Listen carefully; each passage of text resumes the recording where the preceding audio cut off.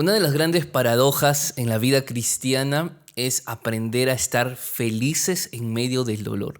La Biblia habla mucho acerca de esto. Y un ejemplo vivo dentro de la Biblia es la vida de Pablo, el ministerio de Pablo. Es más, Pablo nos insta a regocijarnos siempre en momentos buenos y en momentos malos, pero en la vida práctica, en la realidad. ¿Cómo funciona esto? ¿Cómo funciona el hecho de alabar a Dios en medio del sufrimiento? Es una pregunta interesante y es esa pregunta la que vamos a responder en la lección de esta semana. Así que acompáñame. Aquí iniciamos el comentario de la Escuela Sabática.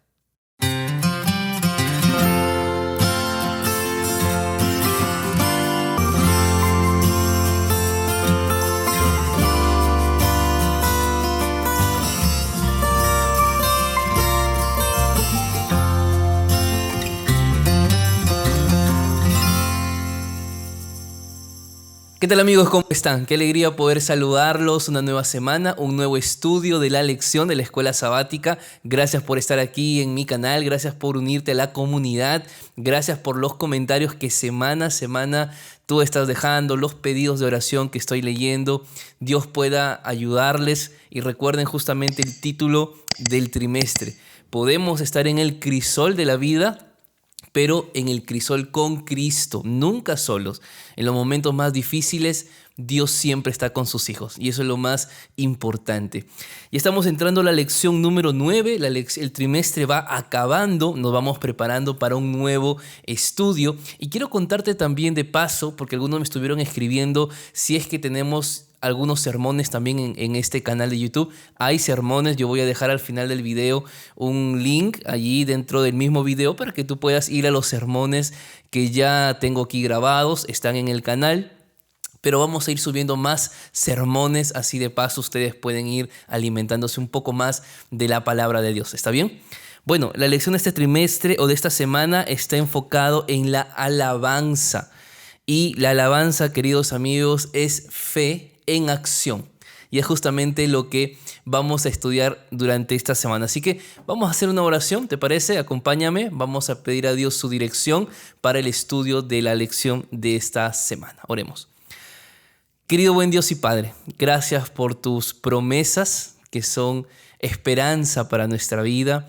Gracias porque aún en medio del crisol en el cual hoy podemos estar viviendo, tú estás con nosotros. Señor, lo único que te pedimos es que cada estudio que realicemos en esta semana, en cada día, Señor, pueda seguir alimentando nuestra esperanza, nuestra fortaleza puesta en ti.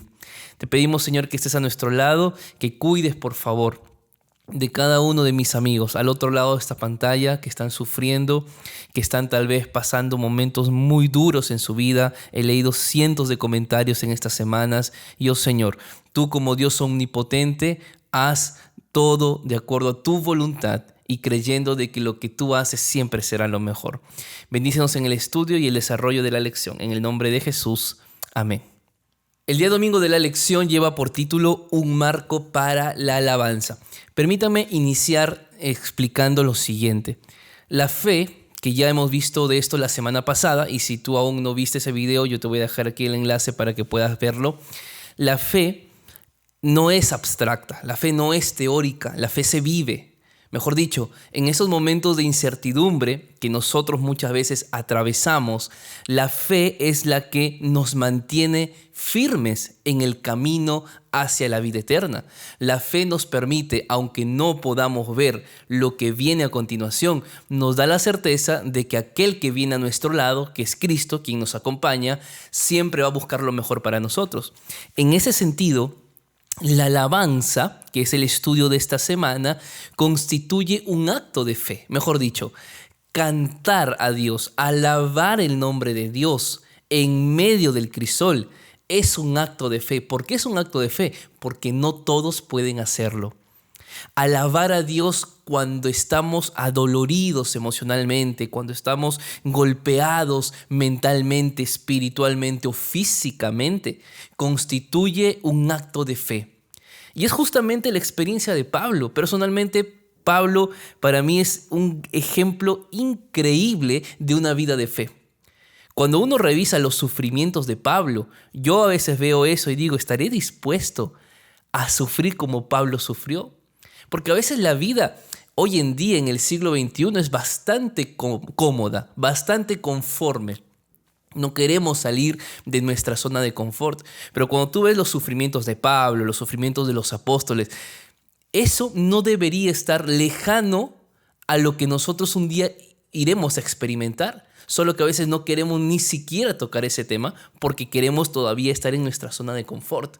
Pero la vida de Pablo muestra un ejemplo de gozo en medio del dolor.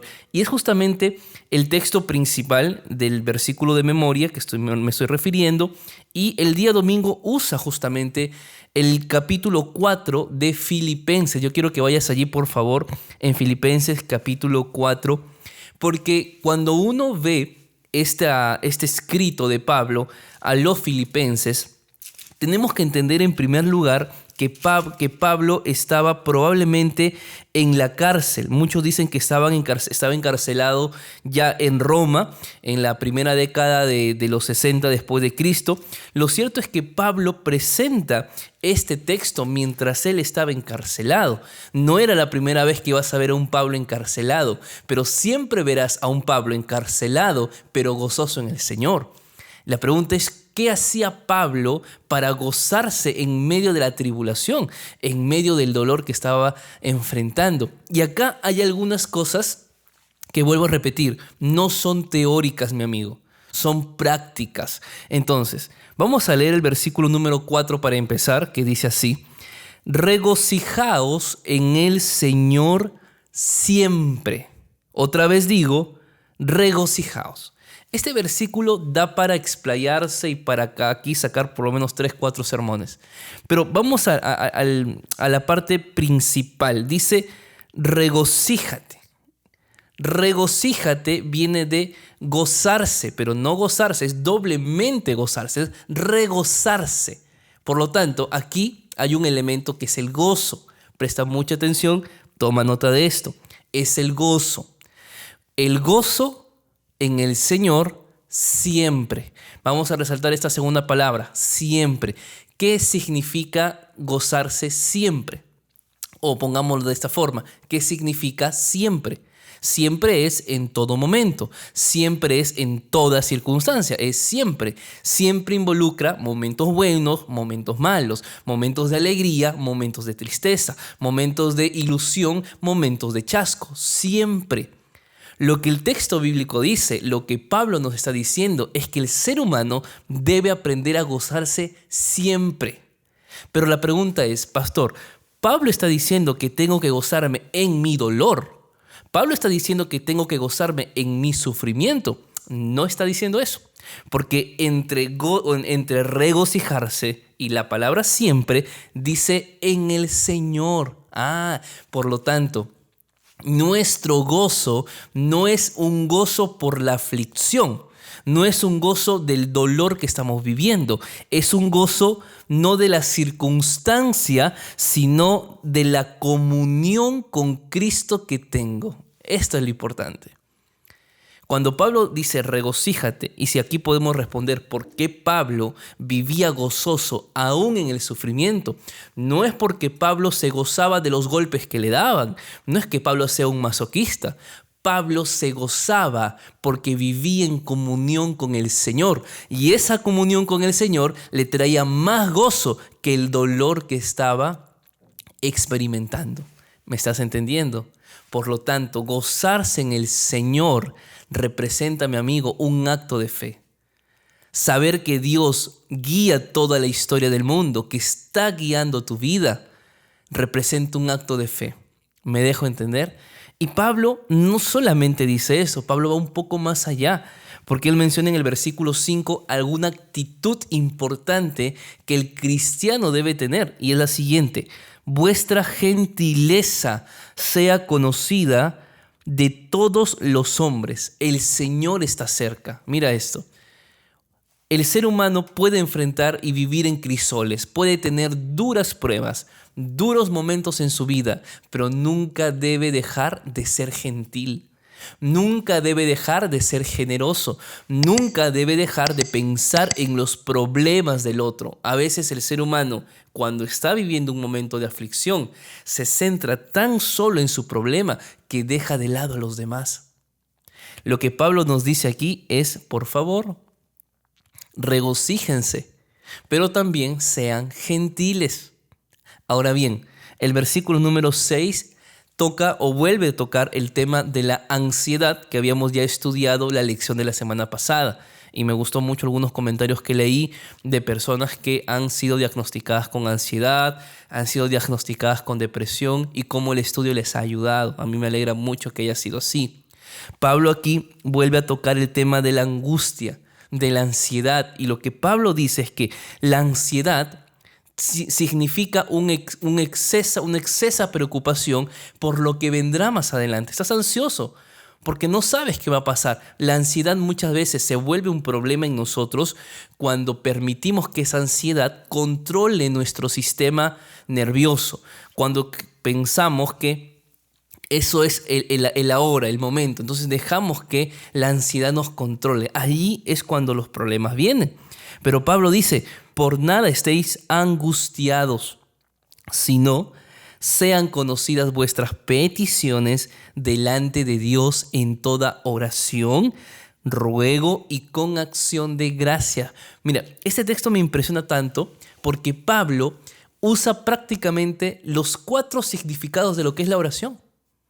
Si tú te das cuenta, Pablo dice oración, dice petición, dice ruego y dice acción de gracia. Yo te pregunto, ¿el ruego es una oración? Sí es una oración. ¿La petición es una oración? Es una oración. ¿La acción de gracias es una oración? También es una oración. ¿Por qué Pablo toma todas las palabras que connotan la idea de oración en un solo versículo? Porque lo que Pablo quiere decir es que el ser humano necesita usar todas las formas de comunicación con Dios para poder vencer la ansiedad. La ansiedad, mi amigo, si bien es cierto, muchas veces necesita ser medicada, pero en otras ocasiones y siempre dentro de todo ello es que la ansiedad se vence con el poder de Dios. Cuando tú crees en eso, entonces tú tienes que empezar a alabar el nombre de Dios por eso, aun cuando todavía no veas los resultados, pero sabes que Dios puede hacerlo en tu vida, entonces necesitas empezar a alabar el nombre de Dios. ¿Por qué? Porque la alabanza es fe en acción. ¿Me dejo entender? Eso es lo que la lección nos quiere enseñar en el día domingo. Acá hay una parte que está justamente en el último párrafo del día domingo que dice así: así como la fe no radica en nuestras circunstancias, sino más bien en la verdad acerca de Dios, la alabanza es algo que no hacemos porque nos sintamos bien, sino por la verdad de quién es Dios y lo que Él nos ha prometido. Me dejo entender. Tienes que regocijarte, aunque no veas lo que quieres ver, pero regocíjate por tu relación con el Señor. Ahora, yo te decía al inicio del día domingo, no es teoría, es práctica. ¿Por qué? Porque el gozo es un fruto del Espíritu Santo, o es parte del fruto del Espíritu Santo. El otro tema aquí, por ejemplo, que es la gentileza, la bondad, es fruto del Espíritu Santo. Por lo tanto, tener gozo no es algo que va a nacer en tu corazón, es algo que el Espíritu Santo va a colocar en tu vida en medida de cuánto tú te relaciones con Él. Si tú no tienes comunión con el Espíritu Santo, no hay fruto del Espíritu Santo y por lo tanto no hay gozo en el corazón. Por eso es práctica. Por eso el cristianismo es vivo, no es teórico. Basta de solo orar diciéndole al Señor, dame gozo, quítame ansiedad, pero tú no vas a la Biblia para poder fortalecerte. Es uno con otro. ¿Por qué? Porque en la unidad de la fuerza humana y la voluntad divina es que las cosas llegan a suceder. El día lunes de la lección lleva por título La oración derriba muros. Y esto es verdad. Esto es verdad. La oración hecha con fe tiene tanto poder, mi amigo, mi amiga, que Dios puede derribar muros de tu vida. Muros grandes, aquellos que parecen inalcanzables, indestructibles. Dios es omnipotente. Nunca olvides eso. Dios puede, pero necesitas tener una fe tan grande como el Dios que tú tienes. ¿Está bien? El día lunes de la lección habla acerca de la caída de Jericó. Esta historia es impresionante por donde lo veas. Impresionante porque ves a un pueblo, Israel, que no está en condiciones de pelear con un pueblo como Jericó. No está en condiciones porque Israel no tenía un ejército poderoso como Jericó. De hecho, las ciudades vecinas tenían miedo a Jericó, porque Jericó representaba una de las ciudades más importantes que existía y casi indestructibles. Miedo, ¿por qué? ¿Y por qué es interesante el estudio, la historia? Porque las murallas de Jericó representaban las murallas mejor fortificadas de todo el antiguo cercano oriente. Prácticamente no había forma de derribar a Jericó. Y es por eso que cuando los dos espías, esto te hablo hace mucho tiempo atrás, antes de entrar a tomar Jericó, mucho tiempo atrás fueron a inspeccionar la tierra prometida. Llegaron completamente chasqueados, desmotivados, porque decían, no, es imposible. Sí, es bonito porque fluye leche, fluye miel, pero hay gigantes. O sea, imposible poder vencerlos. Dentro de esos dos espías estaba Josué y estaba Caleb. Ahora Josué toma el mando. Ahora Josué, el que había entrado a inspeccionar Jericó, vuelve ahora para poder hacer la última parte de esta batalla, que era destruir finalmente a Jericó. Pero ves a un Josué un poco, no sé si ansioso, pero tal vez con un poco de temor. Cuando uno ve Josué capítulo 5, y es justamente el texto del día lunes, ves a un Josué en el versículo número 13 que dice así: aconteció que estando Josué cerca de Jericó, alzó los ojos y vio a un hombre que estaba delante de él con una espada desenvainada en su mano. Y Josué se le acercó y le dijo: ¿eres de los nuestros o de nuestros enemigos? Y él respondió: no, sino que he venido como príncipe del ejército de Jehová. Entonces Josué, postrándose en tierra, sobre su rostro lo adoró y le dijo: ¿qué dice mi señor a su siervo? El príncipe de los ejércitos de Jehová respondió y le dijo: quita el calzado de los pies, porque el lugar en el que estás santo es. Y Josué así lo hizo. Este príncipe de los ejércitos que se presenta es Cristo mismo. Cristo mismo se presenta a Josué. Ahora, ¿por qué se presenta a Josué? Porque Josué estaba temeroso, porque Josué no tenía un plan de ataque. Por eso cuando él recibe o ve a este soldado con una espada desenvainada, la primera pregunta que hace es: ¿eres de los nuestros o eres del enemigo? Porque no podemos estar así, o aquí nos matamos y morimos. Es un enemigo, no puedo permitir que el enemigo me venza antes de la batalla. Entonces había una preocupación de Josué por saber quién era esa persona. Y él le responde que era enviado por el príncipe de los ejércitos. Esta persona era Cristo misma. Y Josué, al reconocer que es Cristo, Josué le hace una pregunta y le dice: ¿qué dice mi señor a su siervo? Mejor dicho, ¿cuál es el plan? Porque yo no tengo un plan de ataque. ¿Cómo vamos a vencer si el pueblo es muy minúsculo? Entonces ahí vienen una serie de ideas, o más que ideas, de señales que este príncipe le da a Josué de cómo debería ser el ataque, indicaciones que presenta, cosas que tenía que hacer el pueblo. ¿Qué tenía que hacer el pueblo? Cuando uno lee el capítulo número 6, dice que el pueblo tenía que rodear Jericó, rodear una vez cada día. Pero el séptimo día rodearían 7 veces. Eso es lo que el texto dice en el capítulo 6. Yo estoy resumiendo porque no vamos a leer aquí todo el texto. Pero una cosa interesante es que cada vez que el pueblo iba a rodear, iban a acontecer 2 cosas. Iba a ir un grupo de soldados adelante, o de militares del pueblo de Israel, iba a ir los sacerdotes con el arca del pacto y otro grupo de militares en la parte de atrás. Esto todos los días, los 7 días iban a tener que dar vueltas. Los primeros 6 días, una vuelta, y el séptimo día, 7 vueltas. ¿Qué es lo que llama la atención aquí? Número 1. los sacerdotes iban a ir tocando la bocina en la vuelta que den, ¿no? Y segunda cosa interesante, y esto le llama la atención y dice el versículo número 10. Mira lo que dice allí, de Josué capítulo 6. Pero Josué dio esta orden al pueblo: vosotros no gritaréis, ni se oirá vuestra voz, ni saldrá palabra de vuestra boca hasta el día que yo diga gritad. Y allí entonces gritaréis. Mira esto. Hazte la siguiente pregunta. ¿Por qué el pueblo tenía que marchar sin decir una sola palabra? ¿Por qué Israel tenía que dar una vuelta, 2 vueltas, 3 vueltas, 4 vueltas, 5, 6, 7 vueltas sin tener que decir una sola palabra?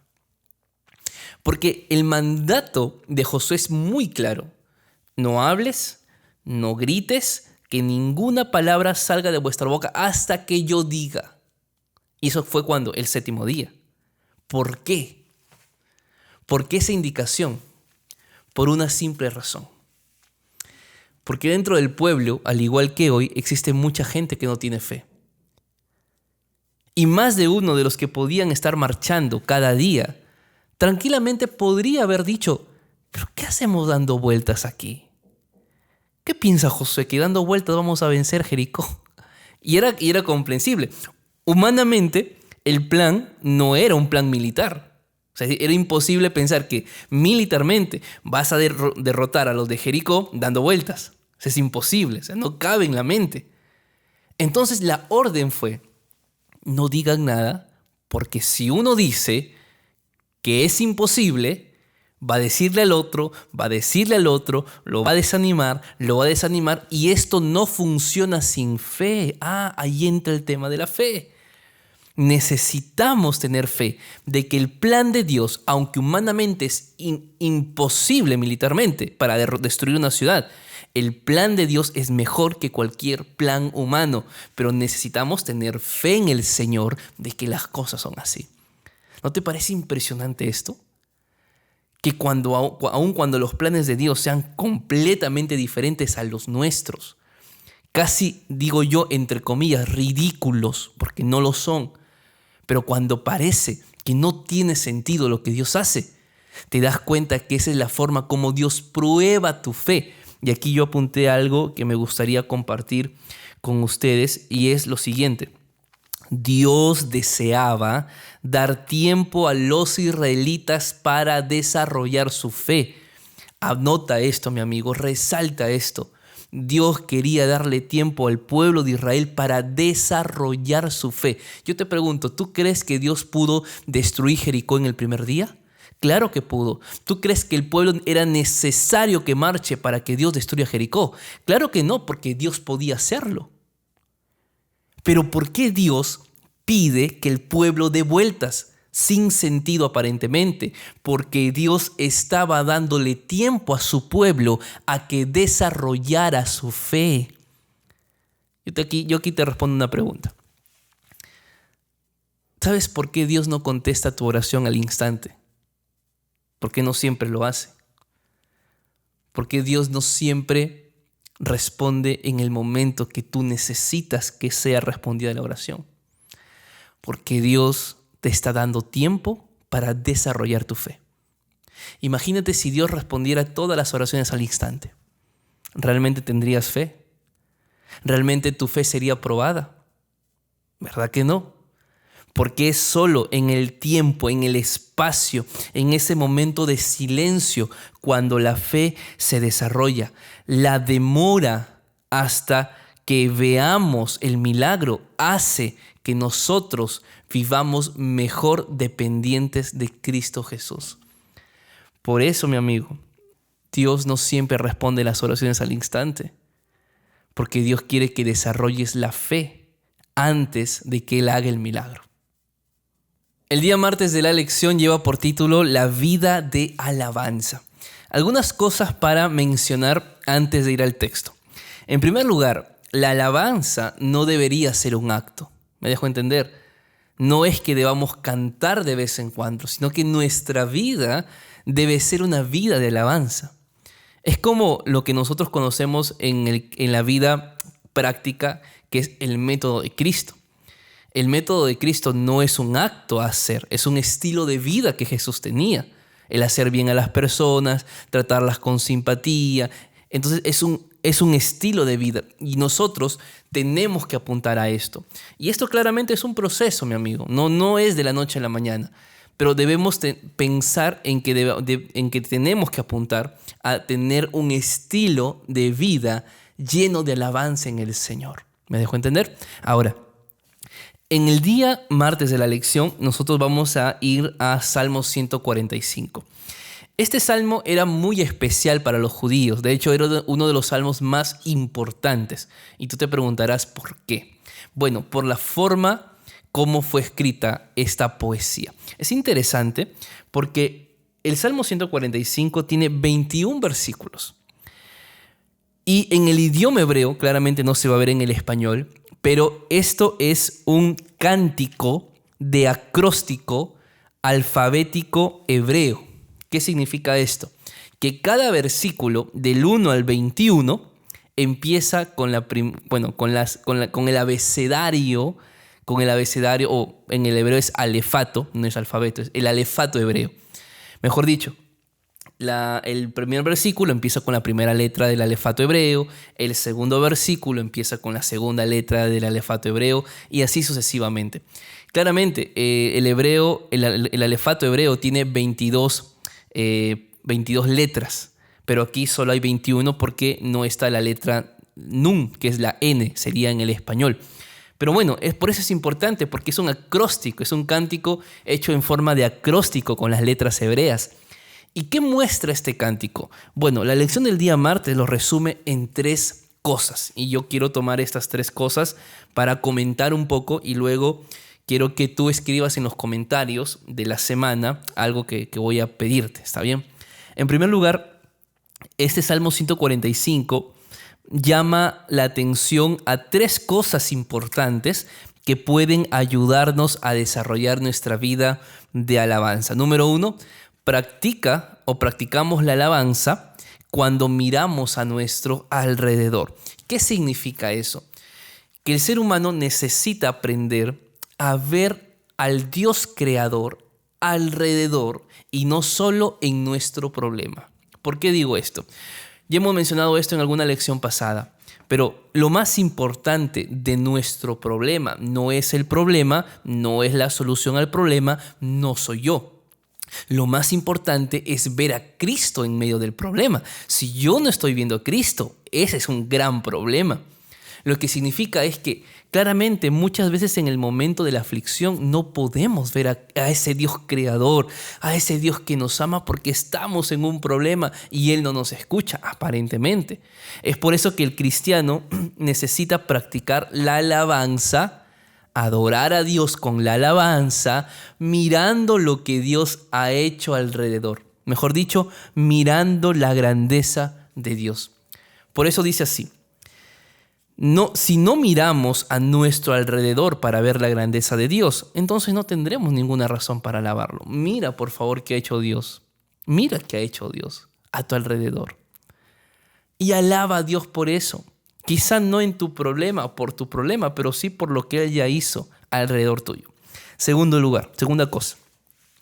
Practicamos la alabanza al recordar lo que ya hemos visto. Y esto yo te lo he mencionado muchas veces. El ser humano es muy ingrato, muy ingrato. El ser humano se olvida con rapidez y con facilidad lo que Dios ha hecho en el pasado. No permitas que eso ocurra. Si algo tú tienes que hacer, mi amigo, si hoy estás enfrentando una prueba, no sabes qué es lo que viene, todo delante tuyo es oscuro, es tinieblas, parece que no hay un sol que comience a brillar, no ves nada delante. Recuerda, por favor, las veces que Dios ya obró en tu vida en el pasado. Porque ese Dios que obró en tu vida en el pasado es el mismo Dios que puede obrar ahora en tu vida y también en el futuro. ¿Me dejo entender? Por lo tanto, recuerda lo que Dios ya hizo en tu vida. Eso es la mejor forma de creer que Dios puede obrar en tu futuro. Y en tercer lugar dice, practicamos la alabanza cuando hablamos de ella. ¿Qué significa esto? La alabanza no es algo que hacemos en nuestra mente, sino que su propósito es que salga de nuestra boca para que también la escuchen quienes nos rodean. Imagínate por un momento, tú eres un cristiano sincero, yo sé que lo eres, pero que la gente se dé cuenta que tú andas estresado, que tú andas ansioso, que tú andas angustiado, que tú andas preocupado, afanado, deprimido. Yo te pregunto, ¿tú crees que esa es la forma de testificar de Dios a los demás? ¿Qué crees que va a ver la gente o pensará la gente de ti cuando te ve así estresado, cabizbajo, desanimado? ¿Qué va a pensar? ¿Sabes qué es lo que va a pensar? La gente va a pensar y va a decir, oye, mira, el Dios de Anthony no resuelve sus problemas. Mira cómo anda Anthony, cabizbajo, triste, llorando, deprimido, angustiado. ¿Para qué voy a ir a la iglesia de Anthony? Mejor estoy bien así como estoy. Sin iglesia soy más feliz. ¿Ya escuchaste eso alguna vez? ¿Por qué? Porque nosotros tenemos que entender que nuestra alabanza es una forma de testificación. Que no quiere decir que tú vas a cantar y Dios va a resolver tus problemas, pero sí representa el hecho de que te sientes seguro en Dios, en sus promesas, y que por eso alabas su santo nombre. Amén. El día miércoles de la lección lleva por título Un testimonio convincente. Bueno, ya el título llama mucho la atención porque en realidad todo testimonio necesita ser convincente. Ningún testimonio, entre comillas, que trata sobre lo que yo soy, lo que yo he sido, lo que yo puedo ser, lo que yo he hecho, realmente va a traer esperanza a las personas. Tu testimonio necesita reflejar a Cristo, no a ti. Reflejar a Cristo en tu vida. Y esto es importante. Ahora, en el día miércoles de la lección vamos a ir al libro de Hechos, capítulo 16, del 16 al 34. Aquí vemos a un Pablo y Silas que enfrentan un momento difícil en su ministerio. ¿Por qué? Porque ellos habían ido a Filipos y en Filipos ellos se encuentran con una mujer, una muchacha que era adivinadora. Solo que, y claramente, era una muchacha que tenía un espíritu de adivinación dado por Satanás y traía gran ganancia para sus amos. Entonces esta muchacha empezó a hablar y a decir, estos son siervos de Dios, ellos anuncian el camino de la salvación, y esto lo hizo por muchos días hasta que, desagradando a Pablo, se volvió y le dijo al espíritu, en el versículo número 18 de Hechos 16, te mando en el nombre de Jesucristo que salgas de ella, y salió en aquella misma hora. Pero sus amos pues dijeron, no, ¿cómo es posible? Vienen aquí a alborotar mi ciudad, vienen a espantar los espíritus de esta mujer. Entonces llevaron a Pablo y a Silas, estos amos, ante un tribunal para ser juzgados. En el versículo número 20 dice, estos hombres, siendo judíos, alborotaron nuestra ciudad y enseñan costumbres que no nos es lícito recibir ni hacer, pues somos romanos. Claramente se habían olvidado que Pablo también era ciudadano romano, incluso Silas. Así que para ellos en ese momento eran solo judíos, no eran romanos. El texto dice que la gente se agolpó a la puerta y comenzaron a rasgarle las vestiduras a Pablo y a Silas y los azotaron con varas. Imagínate esto, ¿no? De hecho, Pablo menciona que él fue azotado muchas veces. Y dice el texto que después de haberlos azotado, versículo 23, los echaron en la cárcel y mandaron al carcelero que los guardara con seguridad, el cual al recibir esta orden, versículo 24, los metió en el calabozo de más adentro y les aseguró los pies en el cepo. Aquí hay algunas cosas interesantes. Primero, ¿cómo se sentirá recibir azotes con varas? Bueno, espero que alguien no lo haya experimentado, pero si alguien lo experimentó, debe saber el dolor que es esto. Pero vamos a esto que no podemos pasar por alto. ¿Cómo estaba el cuerpo de Pablo luego de haber sido azotado? En primer lugar, ¿tú crees que Pablo no estaba dolorido por los golpes? ¿O Pablo era un superhéroe que no sentía dolor? Claro que sentía dolor. Yo te pregunto, ¿Pablo estaba dolorido por los golpes? ¿Y Silas también? Estaban adoloridos. ¿Qué tal si le habían roto una costilla a Pablo? ¿Qué tal si tenía moretones en el cuerpo por todos los varazos que le habían dado? Ponte a pensar en esto en primer lugar, ¿ok? Entonces vemos a un Pablo con su cuerpo lleno de dolor, lleno de golpes, hasta quizá ensangrentado por los golpes. Segundo, el carcelero recibe la orden de que los encarcelen a estos dos hombres, a Pablo y a Silas, y él los lleva al lugar más profundo de la celda. No adelante, al fondo de la celda. Y les ponen cepos en los pies. ¿Por qué? ¿Será porque tal vez habían escuchado de que Pedro había un día salido de la cárcel por un ángel? Y quizá tenían miedo de que les pase lo mismo a Pablo y a Silas. Entonces dijeron, vamos a mandarlos al final de la cárcel y ahí ni un ángel los va a venir a buscar, es imposible. Además van a estar con cepos. Bueno, Dios hace milagros y no necesita del ser humano para hacerlos.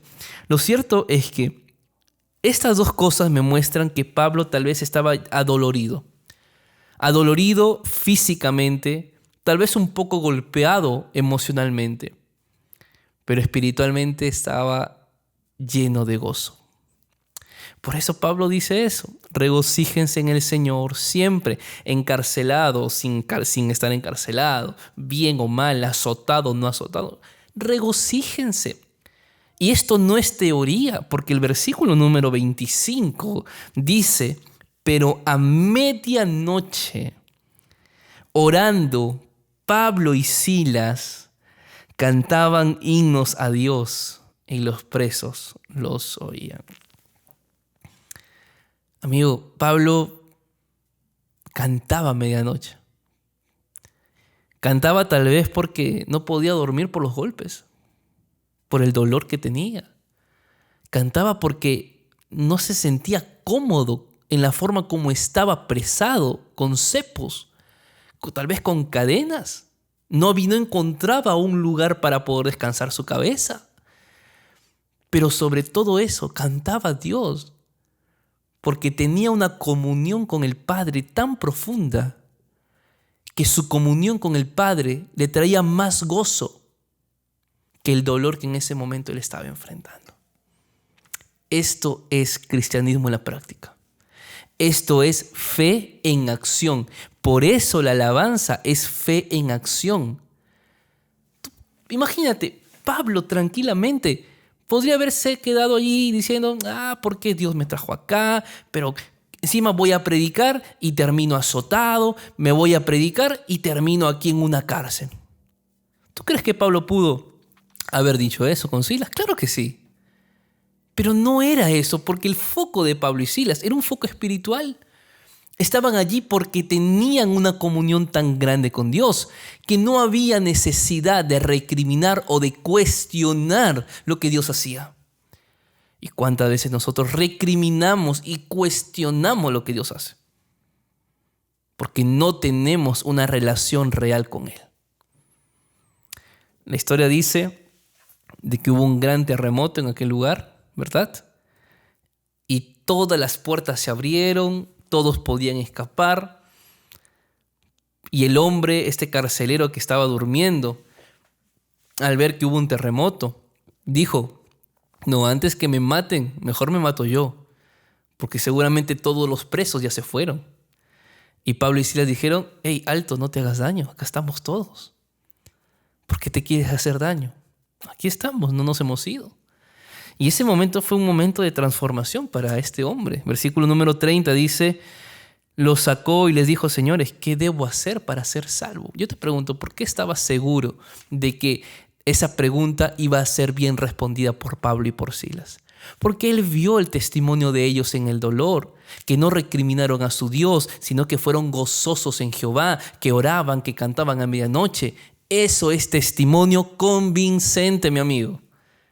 Eso es testimonio convincente, que cuando tú estés en el medio del dolor, alabes el nombre de Dios, ores al Señor, vivas como si Dios te diera ya esa petición que tú le hiciste.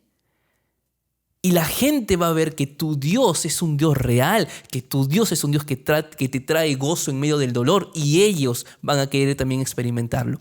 Eso es testimonio convincente. El día jueves de la lección lleva por título Un arma que conquista. Y aquí vamos a Segunda de Crónicas, o al segundo libro de las Crónicas, capítulo 20, donde vemos a un Josafat que tiene un gran problema, y es que los moabitas y los amonitas venían tras de él y tras el pueblo de Israel. Claramente Josafat volvemos a la misma idea. El pueblo de Israel no era un pueblo fuerte militarmente. Por lo tanto, esa visita, entre comillas, de los moabitas y amonitas podría representar el final del pueblo. La pregunta es, ¿qué hace Josafat frente al problema? ¿Qué haces tú frente a los problemas? Lo primero que vemos en Josafat es que Josafat consulta a Jehová.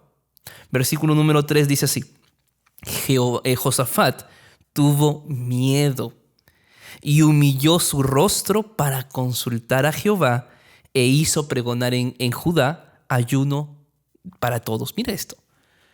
Josafat no es que no tuvo miedo. Tú puedes tener momentos de miedo, mi amigo. Pero lo que ves en Josafat, o lo que yo veo en Josafat, es alguien que no permite que el miedo sea más fuerte que el Dios que él tiene. Josafat se humilla a Jehová. Con su miedo, con su temor, se humilla para encontrar respuesta en Jehová. Eso necesitamos. Necesitamos encontrar socorro a nuestro temor, paz a nuestra tormenta, calma a nuestra angustia en Cristo Jesús. Eso es lo primero que podemos resaltar del capítulo 20. Más adelante, en el versículo número 6, hasta el versículo número 12, vas a ver un segundo principio en la vida de Josafat. Y es que Josafat recuerda los hechos que Jehová ya había hecho en el pasado. Y dice: ¿acaso Jehová, Dios de nuestros padres, no eres tú el Dios de los cielos y dominas sobre todos los reinos de las naciones? ¿Acaso no está en tu mano tal fuerza y poder que no hay quien nos resista? ¿Qué hace aquí Josafat? Josafat hace lo que habíamos estudiado en el día martes. Josafat recuerda lo que Dios ya hizo en la vida del pueblo, porque es la mejor evidencia de que Dios puede obrar otra vez en ese momento que estaban pasando. Cuán importante, amigos, es recordar el pasado, lo que Dios ya hizo. En el versículo número 14 dice que allí estaba Jaasiel, hijo de Zacarías, hijo de Benaía, hijo de Jehiel, hijo de Manatías, levitas de los hijos de Asaf, sobre el cual vino el Espíritu de Jehová en medio de la reunión a este Jaasiel, y le dijo así: oí todo Judá y vosotros, habitantes de Jerusalén, y tú, rey Josafat. Jehová dice así: no temáis, ni os amedrentéis de esta multitud, porque no es vuestra guerra, es la guerra de Dios. Mañana descenderéis contra ellos, mirad, ellos subirán por la cuesta de Cis y los hallaréis junto al arroyo antes del desierto de Jeruel. Versículo 17, no tendréis que pelear vosotros en esta ocasión, apostaos y quedaos quietos. Veréis como la salvación de Jehová vendrá sobre vosotros, Judá y Jerusalén. No temáis ni desmayéis. Salid mañana contra ellos, porque Jehová estará con vosotros. Amén. Qué maravilloso. Qué lindo texto. Amigo, haz de este texto el texto del día para tu vida. De verdad. Jehová te dice hoy: no temas, no te amedrantes, porque no es tu guerra, es la guerra de Dios. Puedes escribir en los comentarios: no es mi guerra, es la guerra de Dios. Puedes escribir eso y darle gracias a Dios, porque lo que Él te promete es que Él va a vencer por ti. Escribe eso. No es mi guerra, es la guerra de Dios. Qué lindo saber cómo Dios animaba al pueblo. Y vaya que fue así. La historia termina, el desenlace de la historia es un pueblo que vence gracias no a su fuerza, no a su poder militar, sino gracias a Cristo Jesús. Y aquí viene una parte interesante del texto bíblico que menciona lo siguiente en el versículo número 19 de 2 de Crónicas 20. Dice: y se levantaron los levitas de los hijos de Coat y de los hijos de Coré para alabar con gran clamor a Jehová, el Dios de Israel. Yo te pregunto, ¿ellos alabaron el nombre de Dios cuando vieron el milagro o antes de ver el milagro? Antes de ver el milagro. No esperes que Dios haga el milagro para ver y para alabarlo. Por eso la alabanza es fe en acción. Alaba a Dios aún cuando no veas las maravillas, pero alaba creyendo de que pronto lo verás. Queridos amigos, la lección de esta semana nos trajo grandes enseñanzas. La alabanza debe ser parte de nuestra vida, no como un acto, sino como un estilo de vida. El gozo es algo que Dios nos ofrece en medio de nuestro dolor y del sufrimiento. Sabes, experimentar gozo no significa que ya no sientas dolor. Significa que Dios te está llevando a un lugar donde tú puedas preguntarle: ¿qué quieres que yo vea en esta angustia, oh Señor?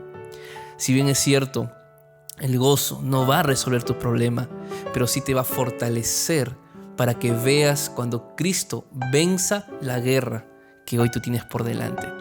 No te desanimes, no te desalientes, no desmayes ni te amedrantes, porque Jehová tu Dios vencerá el día de hoy. Que Dios te bendiga, que Dios te ayude y comparte este video con alguien que lo necesita. Y si aún no te suscribiste, hazlo en este momento. Conmigo será hasta la siguiente semana. Nos vemos.